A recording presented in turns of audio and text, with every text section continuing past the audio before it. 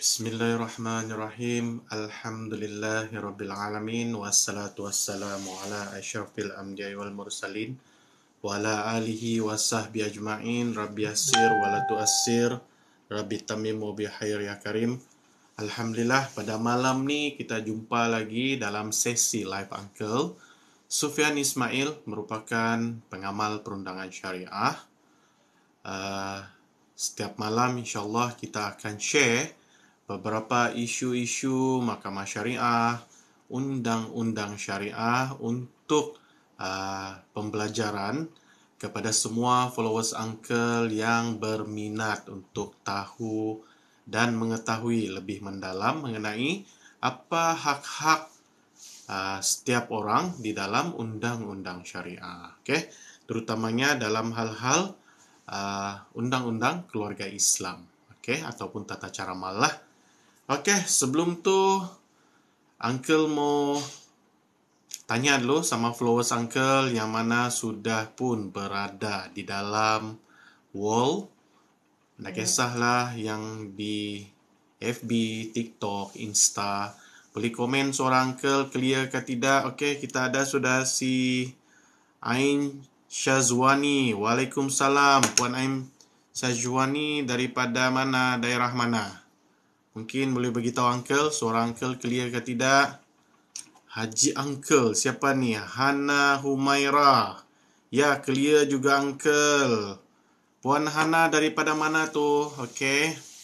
So, mana-mana yang sudah join Uncle, boleh beritahu suara Uncle clear dari daerah mana. So, teruskan dengan persoalan. Jangan tunggu lambat-lambat. So, kita boleh jawab terus apa-apa soalan. Untuk kita share kepada semua geng-geng kita yang berada di dalam live ni. Clear dari Penang. Thank you. Penang. Okay. So, baru-baru ini kita diviralkan oleh satu apa? Satu cerita lah mengenai rumah tangga di mana melibatkan seorang suami yang curang, kan? Apa tu cerita dia? Doktor dengan nurse kan, macam gitulah. Ataupun yalah.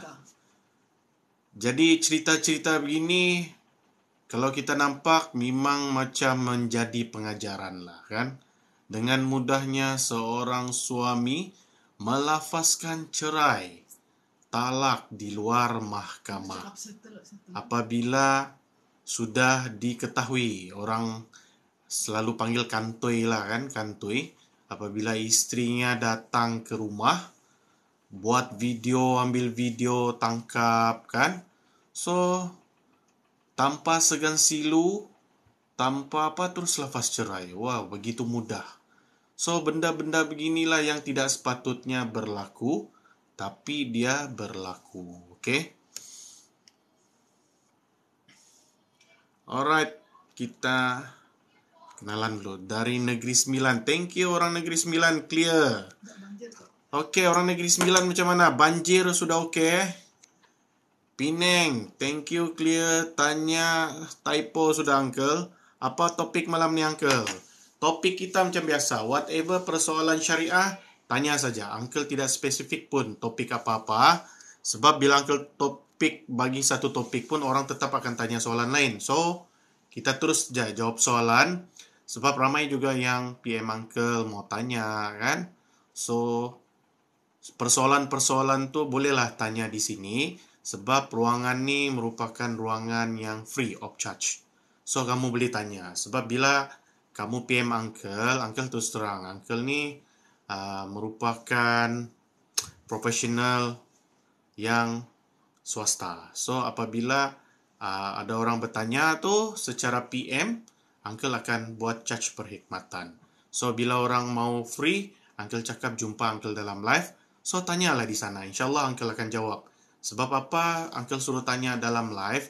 Supaya persoalan tu boleh menjadi rujukan kepada semua followers Uncle yang join dalam live, kan?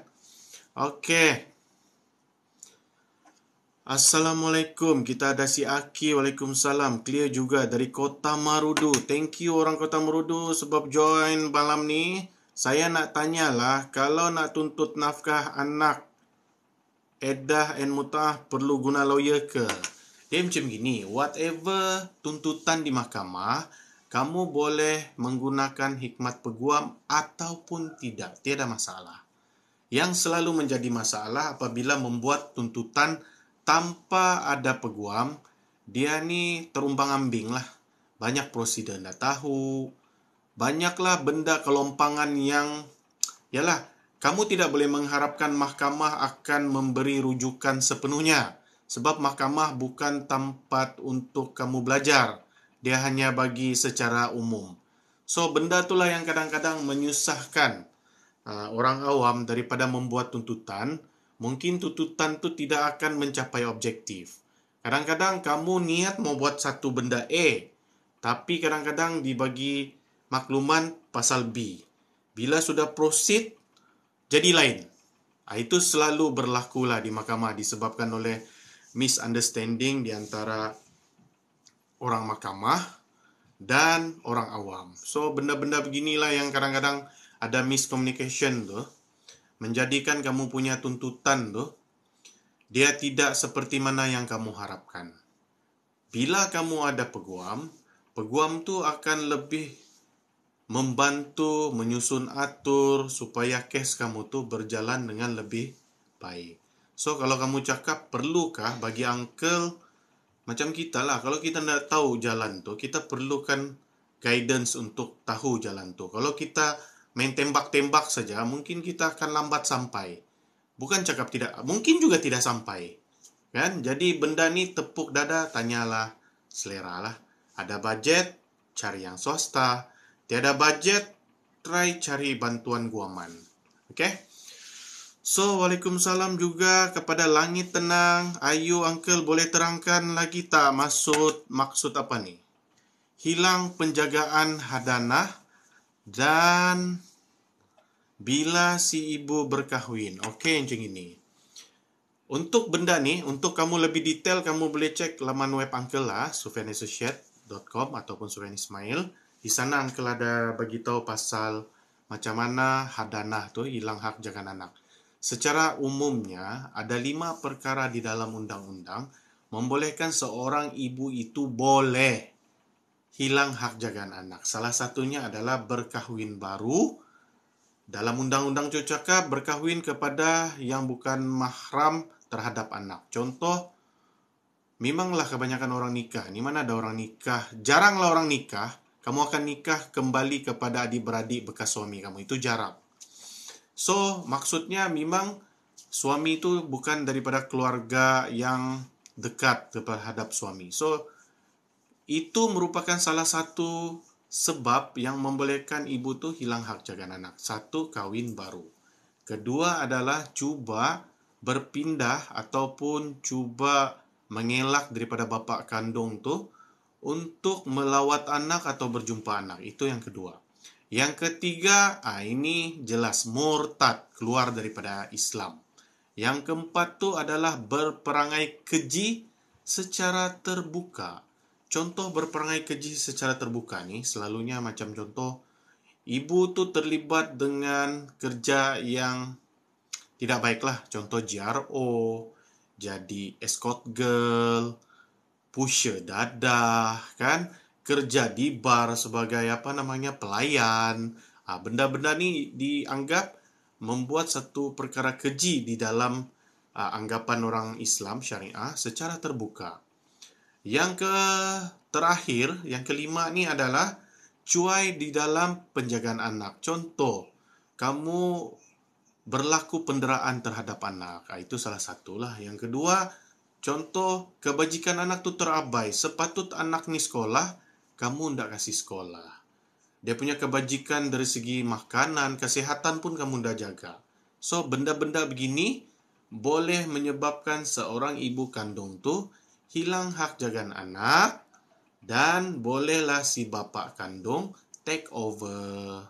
Itulah maksudnya dalam undang-undang. Okey, kita ada Dinadia, waalaikumsalam.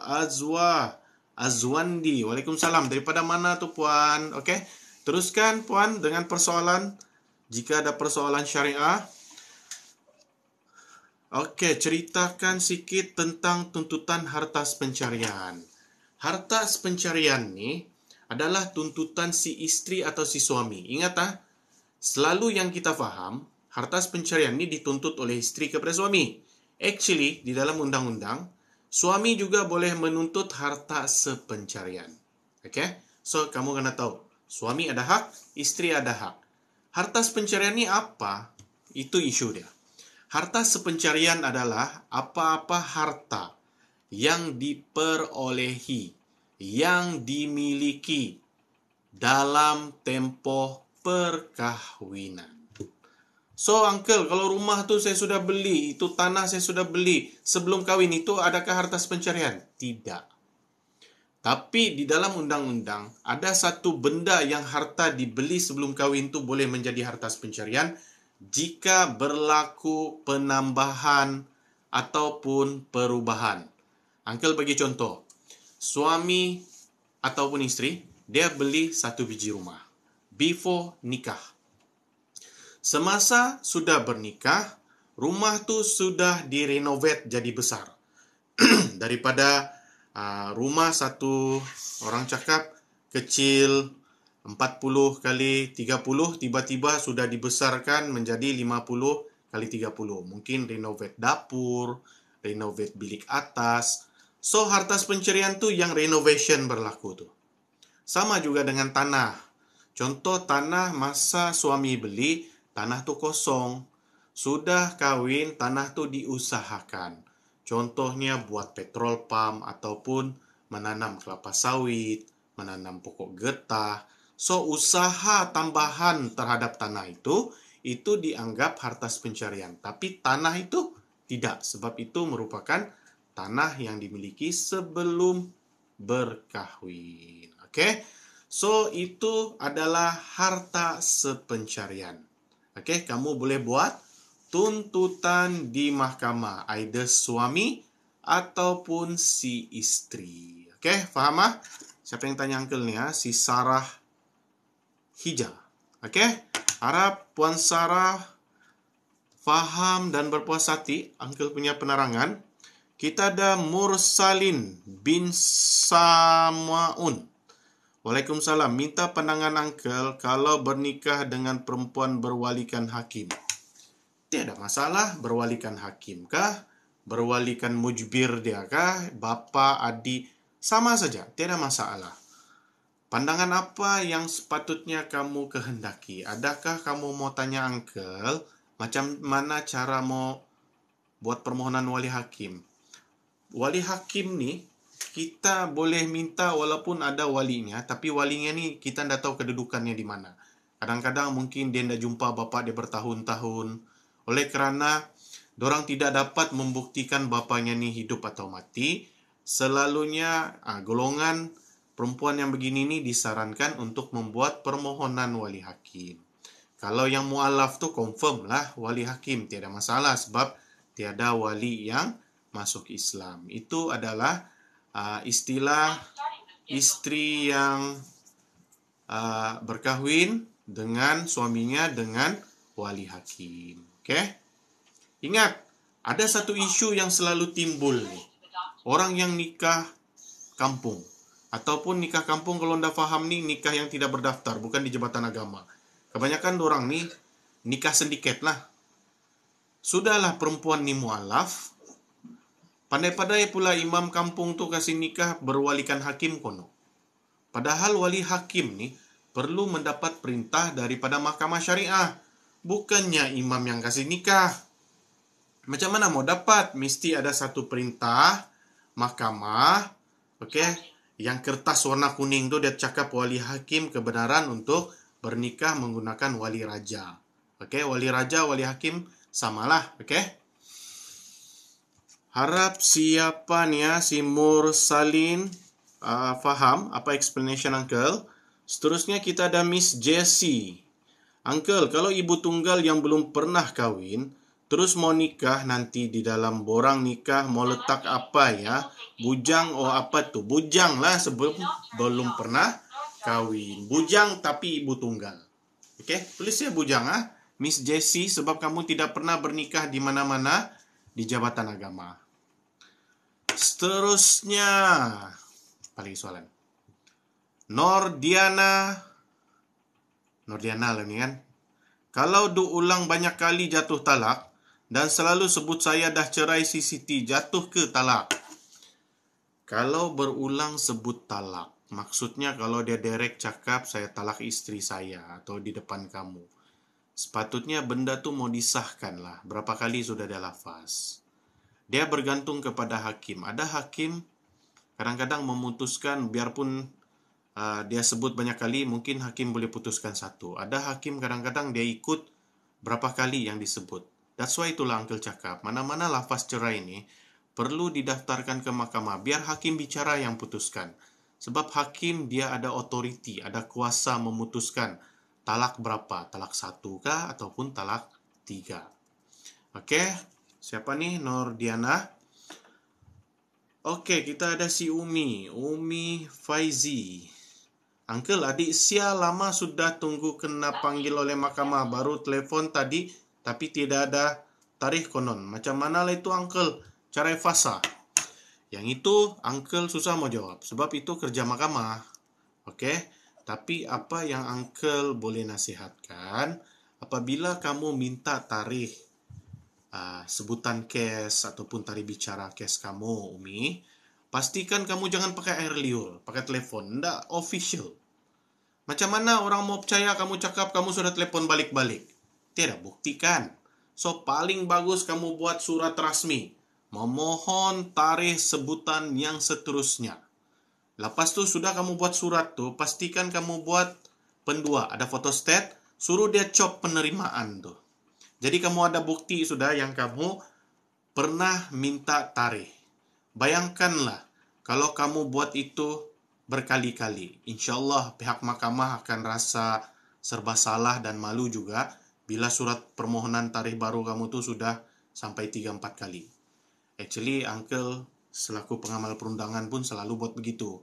Sebab kita mau mengamuk kah, mau marah di mahkamah ni adalah satu perkara yang tidak betul lah. Uncle tahu kadang-kadang dorang punya cara tu menyakitkan hati sebab yalah, tidak efisien lah bagi kita, tidak beginilah. Actually, kita kena faham. Dorang mungkin banyak case, banyak benda mau buat. So, kita buatlah secara proper. Buat surat, cop penerimaan. So, tidak dapat lagi dalam minggu ni. Buat lagi minggu depan. Kalau setiap minggu kamu bikin, 1 bulan ada 4 kali, InsyaAllah bulan yang seterusnya, surat yang kelima tu, InsyaAllah akan dibagi tarikh. Okay?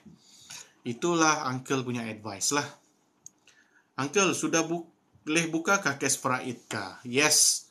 Sekarang ni, whatever case memang sudah boleh buka. Cuma untuk di Kota Kinabalu ni, kebanyakan case akan bermula InsyaAllah pada bulan Februari. Sebab dia mau bagi kita peluang untuk sebutan kes ataupun perbicaraan di Mahkamah Baru Kota Kinabalu, Sabah. Di manakah terletaknya Mahkamah Syariah yang baru? Dia berada bersebelahan dengan Masjid Bandaraya Likas.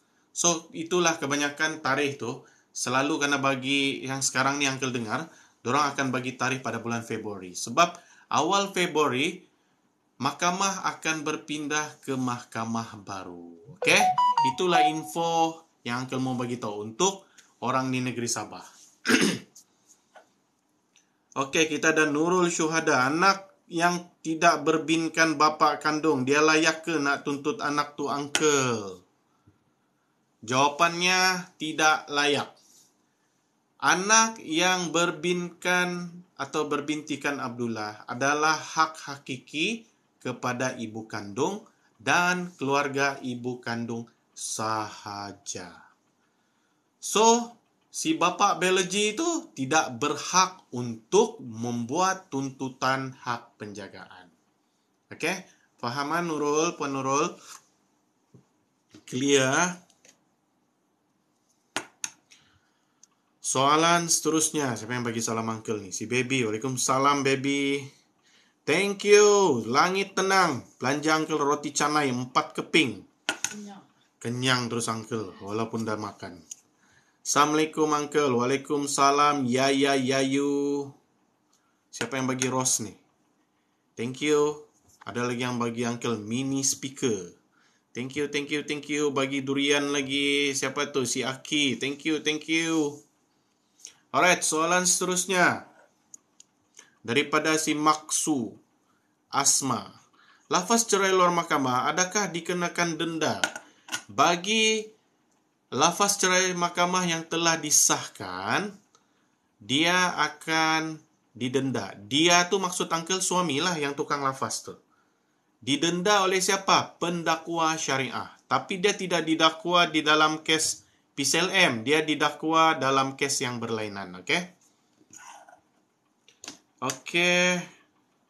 Nurul Syuhada, kalau macam tu uncle, kakak kepada ibu anak tersebut boleh ke ambil hak jagaan anak tersebut? Boleh, jika diizinkan oleh si ibu kandung. Sebab kamu tu rasanya ranking yang keberapa tu? Ranking yang kelima kah? Rasanya ranking yang ketiga lah. Lepas tu kita ada siapa lagi? Miss Jessie, thank you infonya uncle. Sama. Uncle, adik Sia lama sudah tunggu kena panggil. Alah, ini balik-balik juga nih. Balik-balik kah kau yang kan? Kalau mahu bercerai, kena ambil peguam ke uncle? Boleh ambil peguam, boleh juga tidak ambil peguam. Macam yang uncle cakap tadi lah. Kalau kamu tidak mau ambil peguam pun, mungkin proses kamu tu ada lambat sikit lah disebabkan oleh ketidakarifan kamu di dalam prosiding perundangan. Kalau ambil peguam, dia lebih tersusun dan lebih lancar.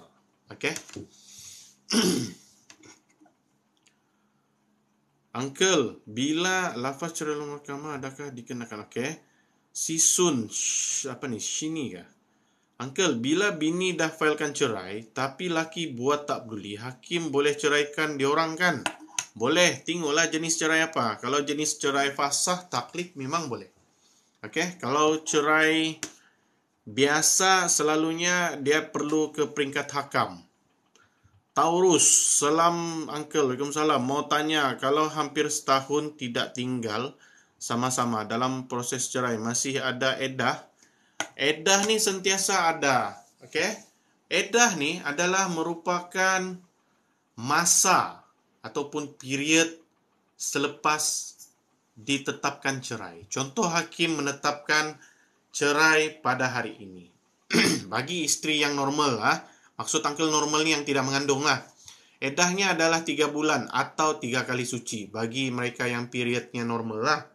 So bagi yang mengandung macam mana? Sehingga melahirkan anak.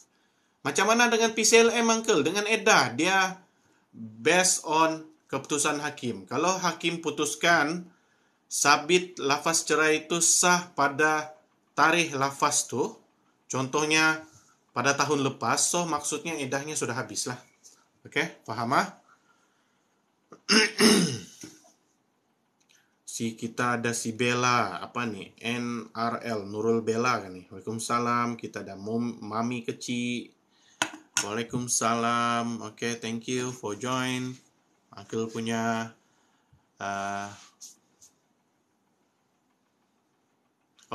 siapa nih? Si Nurul kah? Uncle, sebab adik ipar berkeras mau tuntut anak tersebut, sedangkan anak itu tidak berbinkan dia. So, dengan explanation uncle Puan Nurul, kau pun faham lah. Biarlah, kasihkanlah dia tuntut. Dia punya jawapan tidak dapat, itu ya. Untuk buat tuntutan di mahkamah, semua rakyat Malaysia boleh buat tuntutan. Dia punya isu, adakah mahkamah membenarkan terhadap tuntutan tu? Jawapannya tidak lah. So you don't be worry lah, kasihkanlah dia penat-penat pergi mahkamah. Kamu tetap akan menang juga, Puan Nurul. Istri buka fail cerai kalau suami sering marah dan tak pernah nampak pengorbanan istri. Ini bukan soalan nih. Ini curhat. Coba bagi uncle soalan. Jangan bagi curhat. Oke, istri buka fail cerai. Kalau suami sering marah dan tak pernah nampak pengorbanan istri. Assalamualaikum uncle, kalau poligami bolehkah sebab si istri lama sudah tidak dapat dikontet lagi. Contet ni apa ni ya? Dikontak mendingan. Assalamualaikum uncle, kalau poligami boleh ke sebab si istri lama sudah tidak dapat dikontak lagi? Boleh. Memang boleh, tidak masalah. Assalamualaikum Tuan, kalau suami selalu cakap esok kita cerai berulang-ulang kali, tapi ceraikan juga. Macam mana soalan dia tu? Uncle nak faham pula tu soalan tu. Maksudnya kamu kena buat pengesahan lafaz cerai lah kalau balik-balik sudah suami tu melafazkan cerai, okey? Perlu buat pengesahan biar hakim yang putuskan. Sahkah tidak?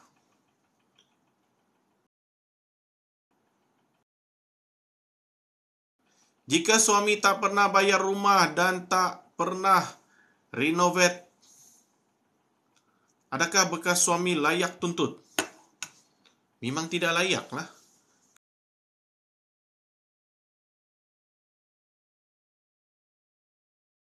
Kalau itu harta kamu beli sebelum perkahwinan. Kalau rumah tu beli pun dalam perkahwinan, contoh rumah ni istri yang beli dalam tempoh perkahwinan, okey? Suami mau tuntut. Suami mau tuntut harta istri ni dia ada susah sikit. You know why? Sebab dia perlu membuktikan apakah sumbangan dia dalam memiliki harta tersebut. Kalau suami gagal membuktikan dia punya sumbangan langsung, so jawapan dia tidak akan dapat tuntut lah. Faham? Dia berbeza dengan istri. Sebab istri ni dia ada sumbangan tidak langsung because of jadi mama, jadi istri. Okay? So dia ada sumbangan tidak langsung. Sumbangan tidak langsung ni, istri ni dia layak mendapat harta walaupun tak keluar duit 1 sen pun dalam memiliki harta tu.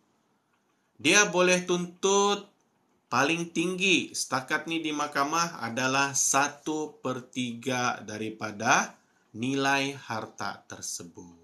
Beza kan? Suami mau tuntut harta si istri dalam tempoh perkahwinan, dia perlu buktikan sumbangan langsung. Tapi istri, dia tidak perlu. Dia ada sumbangan tidak langsung. Kalau dia ada sumbangan lagi, maka portion dia dalam pembagian harta pencarian tu lebih tinggi. Okey? Faham ah? Siapa yang tanya pasal harta pencarian ni?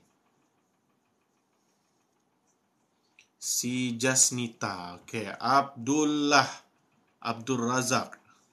Kalau istri curang dan tuntut fasah, bolehkah kita minta mahkamah ubah dari Seksyen 53 diminta istri ke Seksyen 49? Diminta suami dalam jawapan kepada tuntutan cerai, disertakan dengan segala bukti. Okey. Dengan segala bukti, WhatsApp kecurangan dan FB dengan ex schoolmate-nya. Dia begini, Seksyen 49. Seksyen 53 fasah, 49 ni apa? Seksyen 49. Dia begini.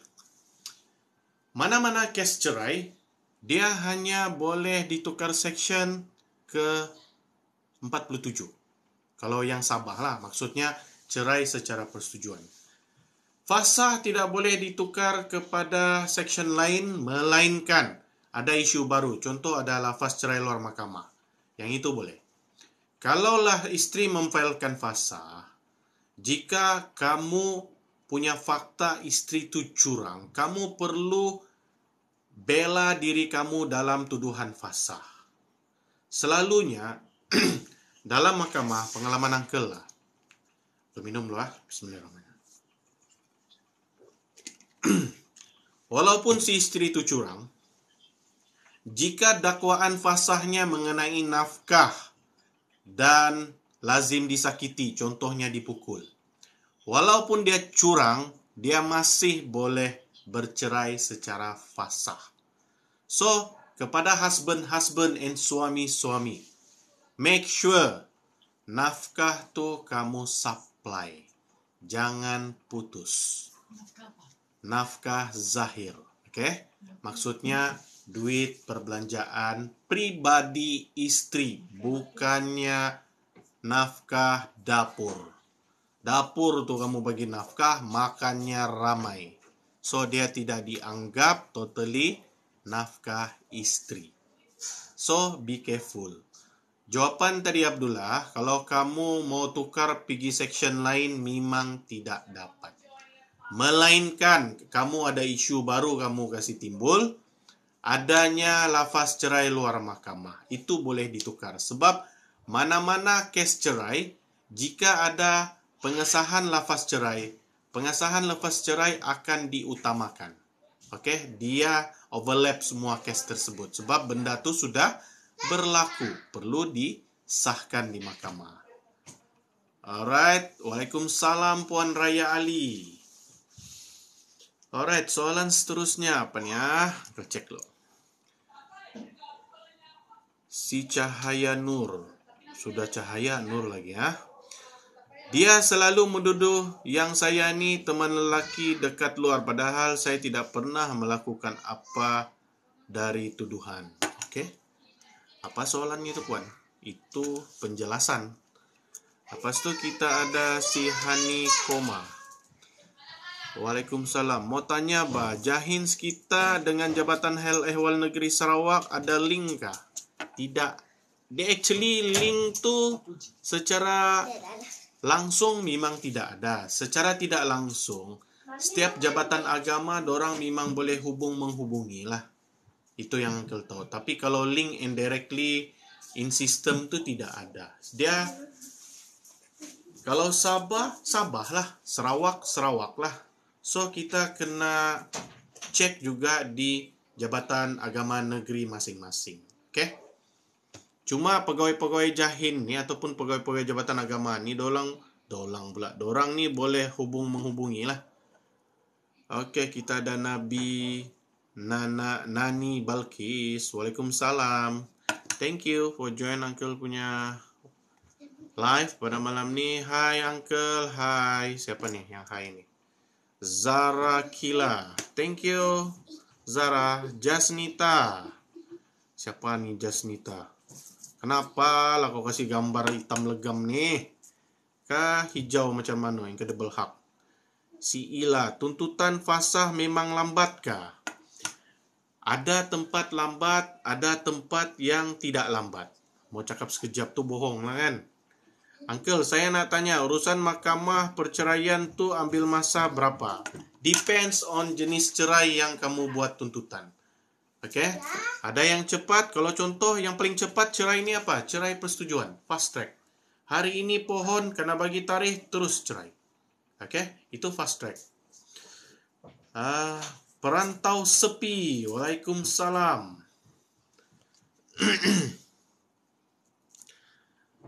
Bolehkah ibu mohon nafkah anak sebab ayah tak nak bagi nafkah? Suami nak lawan. Boleh? Ibu boleh memohon nafkah anak. Tiada masalah. Itu memang hak kamu untuk buat tuntutan nafkah anak. Suami mau lawan, kasih biar dia lawan. Jangan kamu risau. Dalam nafkah anak, istri tetap menang. Isunya bukan menang kalah nih. Berapa nilai yang disahkan oleh hakim. Itu selalu menjadi isu. Pasal dapat, confirm. 100% kamu akan dapat. Selalunya kita bukan cerita menang kalah. Tapi kita cerita berapakah amount sepatutnya yang kamu dapat dalam nafkah anak. So, kalau kamu mau dapat nafkah anak yang sesuai, mengikut keadaan semasa punya perbelanjaan, pastikan kamu membuktikan segala risit-risit perbelanjaan yang sepatutnya ke mahkamah. Ini enggak. Istri-istri ni atau bekas istri ni kadang-kadang dorang minta nafkah anak ni luar biasa.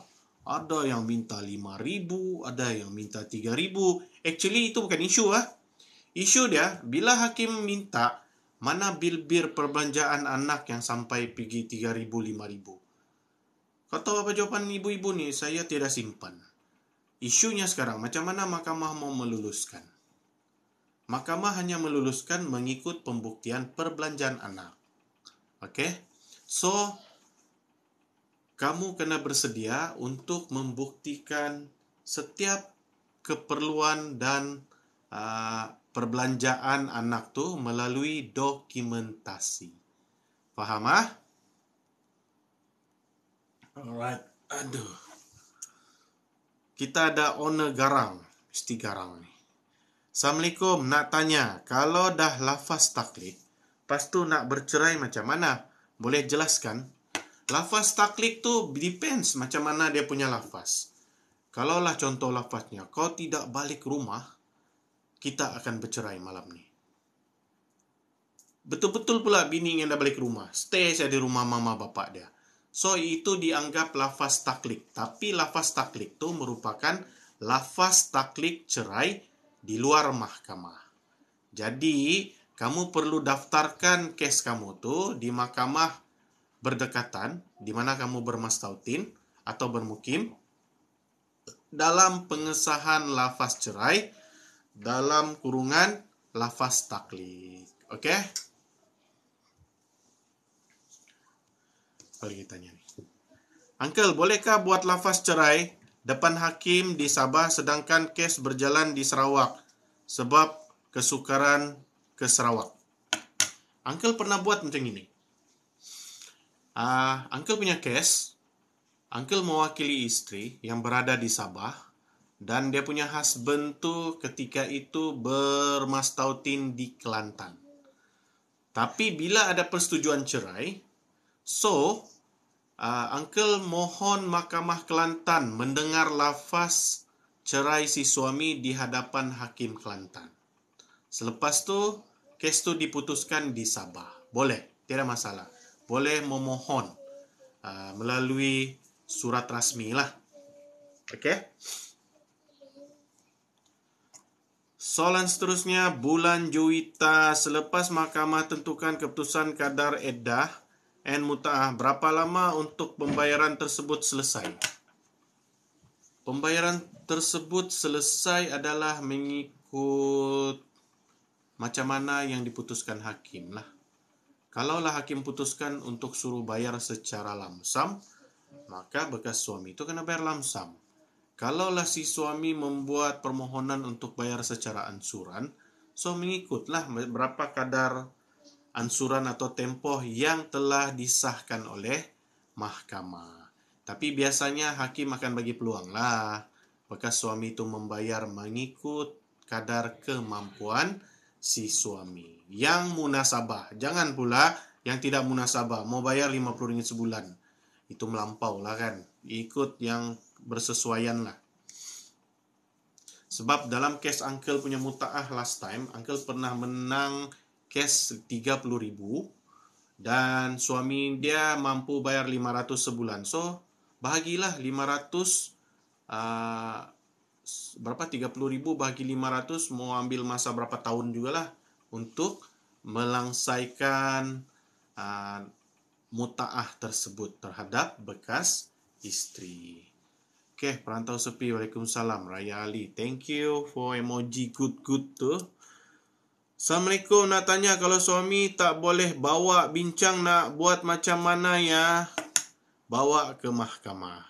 Mahkamah tempat medan kita diadili. Biar suami nak boleh bincang. Biar hakim yang putuskan. Kalau lafaz taklid macam mana? Lepas tu isteri nak diceraikan. Kalau lafaz taklid macam mana? Lepas tu isteri nak diceraikan. Lafaz taklid yang macam Uncle cakap tadi lah. Kalau nafkah eddah boleh tuntut time eddah sahajakah? Tidaklah. Selepas cerai itu boleh tuntut. Tiada masalah. Walaupun sudah 1 tahun kamu bercerai. pun masih boleh tuntut. Mazna Hoyong. ABG. Apa nih, abang? Uncle loh, bukan abang. Jealous oh bini uncle dengar. One garang. Uncle, kalau lafaz taklik pada istri. Ya, apa soalannya itu kalau lafaz taklik?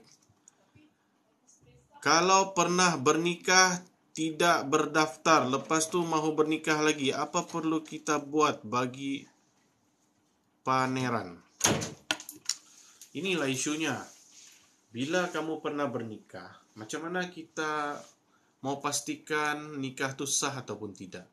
Bercerai itu sah ataupun tidak?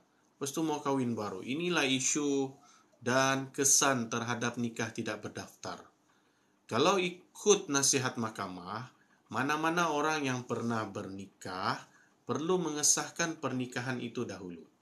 Selepas mengesahkan nikah itu, barulah memohon tuntutan cerai. Contohlah mahkamah mengesahkan nikah itu tidak sah. So, kamu bolehlah nikah terus, tidak ada masalah. Kan? Faham ah? Kita ada Muji. Kalau lepas dia lafaz cerai di kot, keluar kot boleh ke dia terus lafaz mau rujuk? Sah tidak? Sah. Boleh, tidak masalah. Lepas bercerai, lepas tu mau rujuk, terus daftar rujuk itu di Jabatan Agama Negeri masing-masing. Faham ah? Tidak masalah. Lepas cerai terus rujuk, boleh. Scanner. Tuan, kalau ibu mertua suka masuk campur dalam rumah tangga, bolehkah tuntut cerai? Alasan mentua ikut campur tu memang dah sesuai lah kamu tuntut cerai. Tapi oleh kerana kamu punya anxiety ataupun stres, tekanan mental disebabkan oleh mertua tu, itu bolehlah dijadikan alasan untuk bercerai. Faham ah? Tapi tidak sesuai kalau mau kamu beritahu mama mentua ikut campur. Kamu kena ubah ayat tu sikit. Okay? Highlightkan pasal kamu punya tekanan perasaan sehingga mental. Nanti kena tanya lah tu pasal apa mama mertua ikut campur. Itu okey lah. Ayat tu pun kena bagus juga di mahkamah. Jangan timbak-timbak beliau-beliau ni. Okey, mami kecil. Uncle, kalau 3 kali edah tu dikira macam mana ya kalau bercerai 15 hari bulan 11. 3 kali edah jatuh pada 15 hari bulan 1 ke? 11 hingga bulan 12 1, 12 hingga bulan 1 2, 21 hingga 2 bulan 2 lah, barulah 3 bulan edah. 3 bulan bah, bersamaan dengan 90 hari. Okey? Norlia, dalam fast track saya boleh tuntut mutaah dan nafkah dalam kot terus ke uncle? Perlu prosedur lain? Perlu prosedur lain. Untuk mutaah, kamu perlu bercerai dulu. Tapi kalau dalam kes cerai persetujuan, kamu boleh, kalau suaminya setujulah, boleh tuntut terus nafkah edah. Boleh disekalikan. Nafkah edah dan nafkah anak. Yang bidang kuasanya sama dengan mahkamah rendah. Kalau suami bersetuju. Kalau suami itu tidak bersetuju, kamu kena buat tuntutan selepas keluar perintah cerai. Oke, faham ah, Norlia? Betul kan si Norlia? Iyalah, si Norlia 1609. Hui, siapa si owner garang nih? Ini betul-betul garang nih. Tulisan pun terus huruf besar semua. Tolong jelaskan. Wih, nah, kalau dah lafaz taklik, apa patut si istri buat, uncle? Please jelaskan. Buat tuntutan cerai, pengesahan cerai luar mahkamah. PCLM, buat tuntutan tu di mahkamah. Itulah yang perlu kamu buat. Faham? Simple kan jawaban uncle? Atika, saja dah sah bercerai saya ni kan? Pada 19 hari bulan 12. Macam mana nak buat hak penjagaan anak? Buat tuntutan di mahkamah syariah. Di dalam hadanah. Tuntutan hadanah. Ndak pandai, cari peguam. Pandai, isi borang di mahkamah. Okey? Tuntutan hadanah, kalau hak jagaan anak. Seterusnya, Fairuz Karim. Waalaikumsalam. Kalau nak tuntut cerai sebab suami suka main judi, bolehkah tak bagi? Boleh. Kamu beritahulah, oleh kerana suami suka main judi, jadi kamu tekanan. Okey? Kamu beritahulah, mental kamu sentiasa disakiti disebabkan oleh suami yang kuat berjudi. Di mana punca dia kuat main judi tu banyak along cari kamu. Contoh. Okey? Buat macam gitulah alasan. Jelas, terima kasih, Owner Garang. Okey, Uncle, lepas si suami dah lafaz depan hakim, mahkamah si isteri perlu buat apa?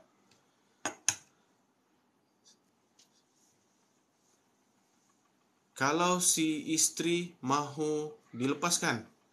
Apa ni ya? Uncle, lepas si suami dah lafaz depan hakim, mahkamah si isteri perlu buat apa? Si isteri perlu buat apa? Tunggu sajalah keputusan hakim. Dapatlah perintah cerai. Lepas dapat perintah cerai, barulah kamu buat tuntutan-tuntutan yang lain. Okey? Kalau si isteri mau dilepaskan.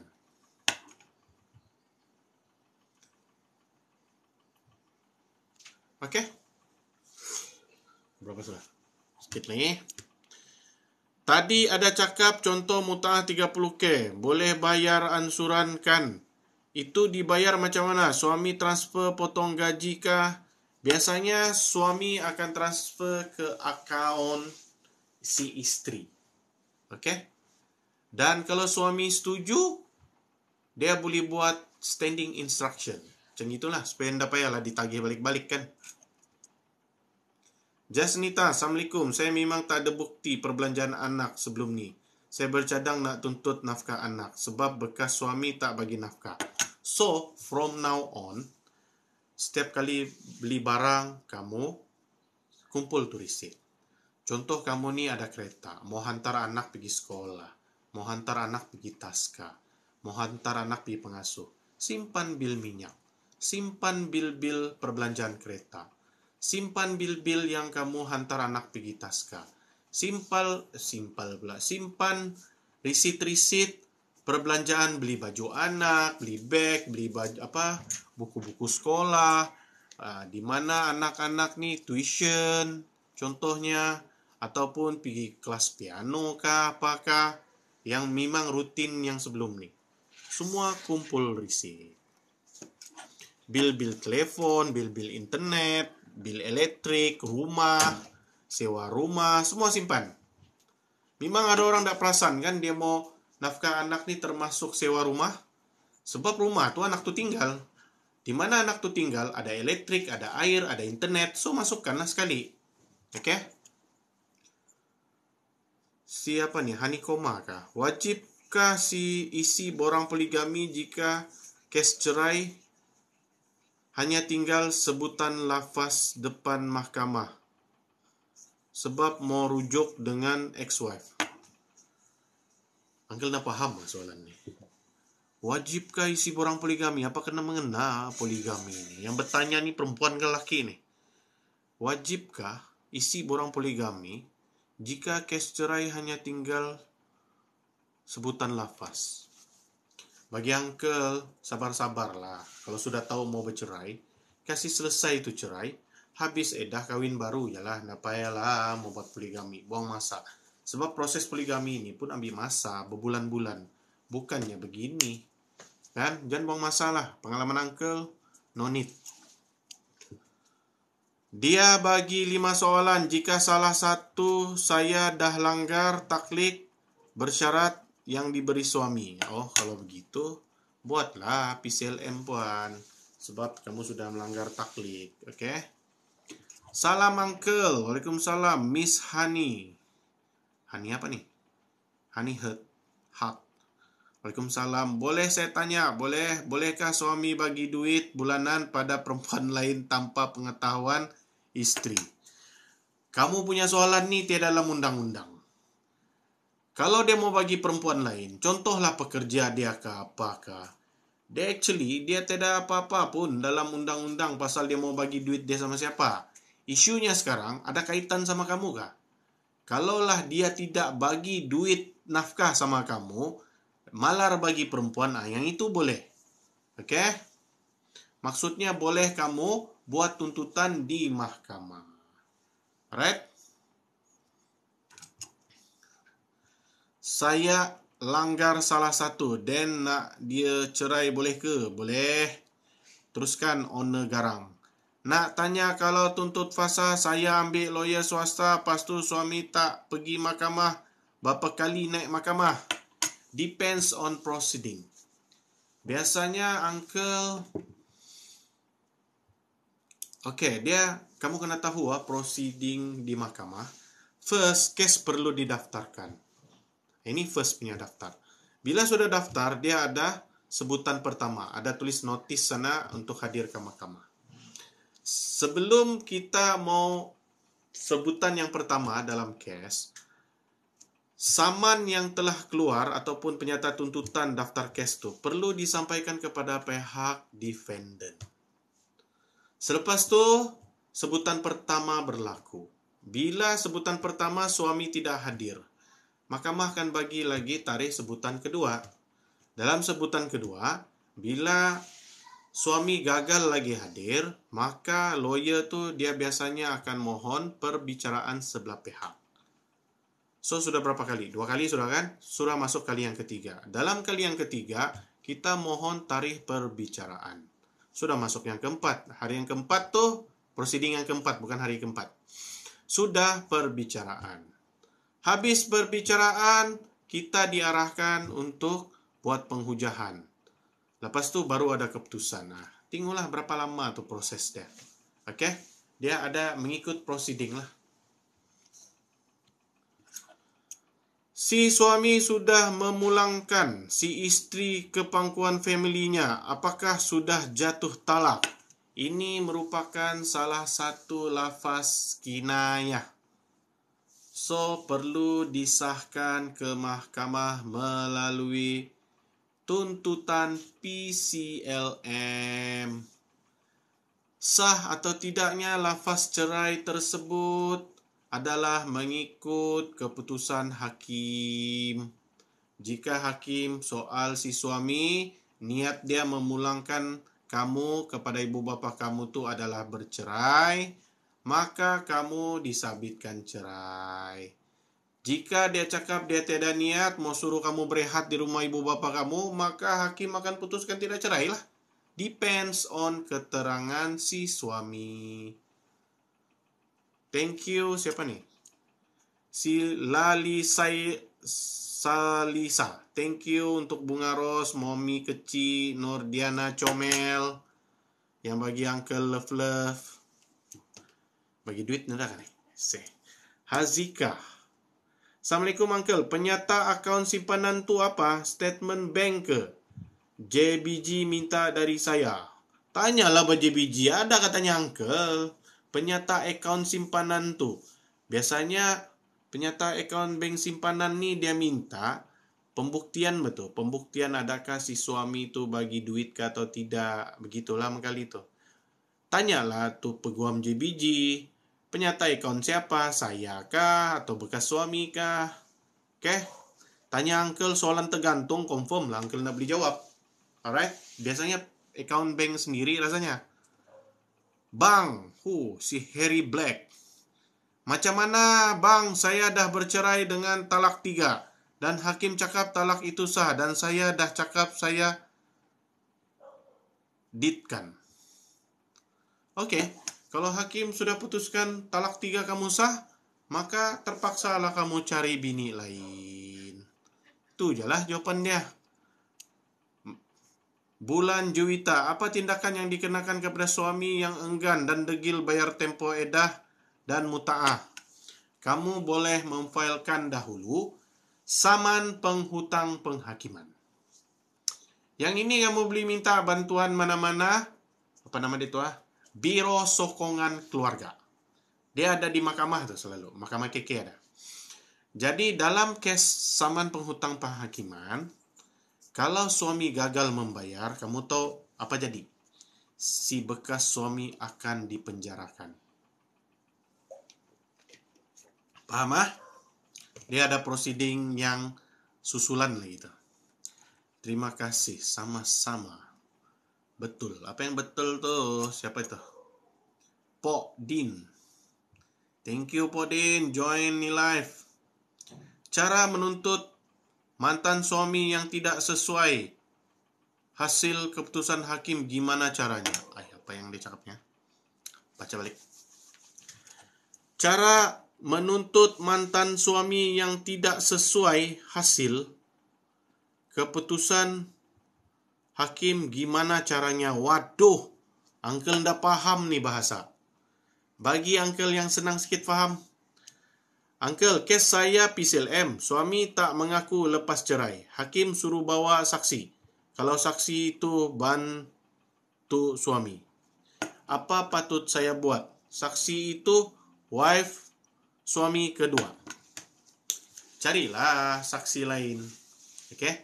Kalau kamu kalah pun dalam PCLM dan kamu memang mau bercerai, selepas ni puan buatlah tuntutan cerai fasah kah, taklik kah, tidak masalah.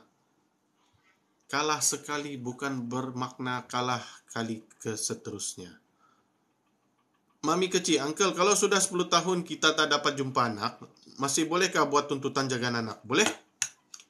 Asalkan anak tu masih di bawah umur 18, kamu masih boleh buat tuntutan hak jagaan anak. Tidak ada masalah. Yang tidak boleh tuntut anak sudah 18 tahun ke atas, okey? Siapa nih? Siramlah Isnain. Kalau suami cakap, saya kasih cerai kau sekarang, adakah jatuh talak? Kalau ikut kebiasaan, Uncle bawa kes, yes, cerai. Tapi perlu disahkan juga di mahkamah, okey? Biar hakim yang putuskan. Uncle bagi jawapan tadi tu, yes, cerai itu, based on pengalaman Uncle lah, bawa kes macam itu. Eva, Waalaikumsalam. Ada soalan ke Eva? Setia Asma. Siti Asma, Setia pula. Saya dah tak sefahaman dengan suami. Saya nak failkan cerai kat mahkamah. Tapi kami masih apa? Serumah. Kalau suami failkan nusyus, isteri dipanggil ke mahkamah. Kemudian apa prosedurnya? Buatlah pembelaan. Kalau betul kamu tidak nusyus, okey? Buat pembelaan. Dalam kes ni, Uncle sarankan ambil peguam. Jangan kamu mau lawan solo-solo. Nanti kamu dah faham, kalah lagi.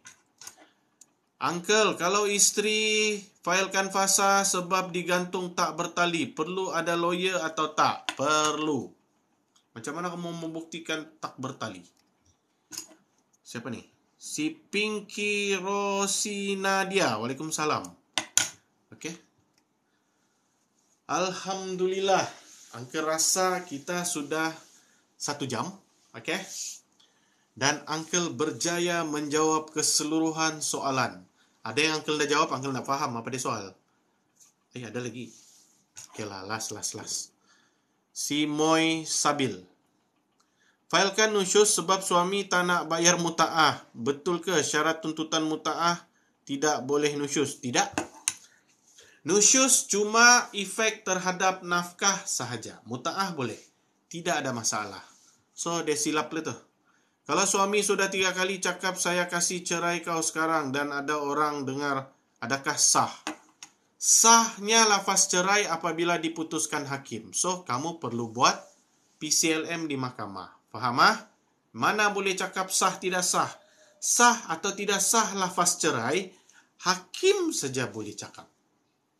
Uncle ni cakap sah dan sah ni based on experience. Uncle bawa kes tu di mahkamah. Okey, faham ah? Penjagaan anak perempuan dengan bapaknya ke? Kalau lelaki dengan maknya ke? Betul ke? Tak betul. Okey?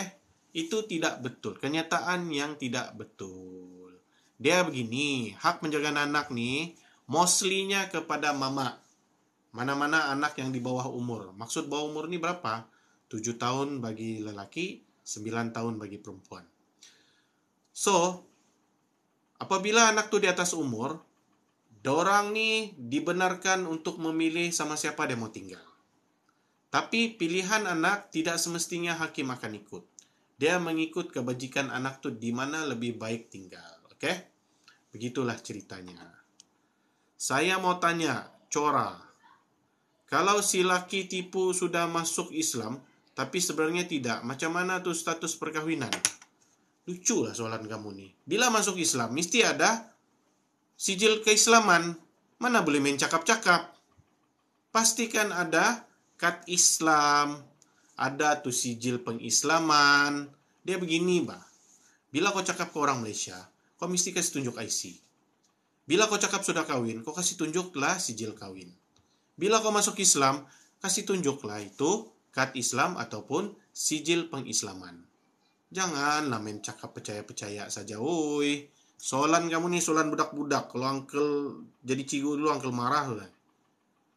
Oke, Cora, it's okay. At least kamu menyoal. Alhamdulillah. Uncle main-main saya tadi tuh. Jangan kamu ambil hati ya. Maaf Tuan, apa faktor istri yang hilang syarat tuntutan muta'ah? Bukan syarat istri hilang hak muta'ah.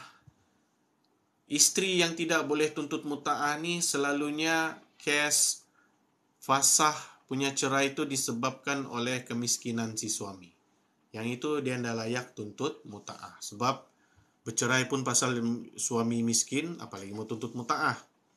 Thank you Uncle, jawab soalan. Sama-sama, terima kasih, thank you. Alright, thank you for join. Ada lagi? Terima kasih Uncle, syukur banyak dapat belajar. Alhamdulillah, sama-sama lah kita belajar. Uncle pun banyak belajar daripada soalan-soalan kamu. Sebab sometimes soalan kamu tuh Uncle tidak boleh jawab. Uncle minta masa untuk rujuk di mana-mana. Tapi Alhamdulillah lah Uncle ada persoalan-persoalan yang Uncle sendiri tidak terfikir. Dan benda tu wujud. So thank you banyak-banyak. Oke, sama-sama juga Puan Raya Ali tentang adanya tuntutan muta'ah. Alright.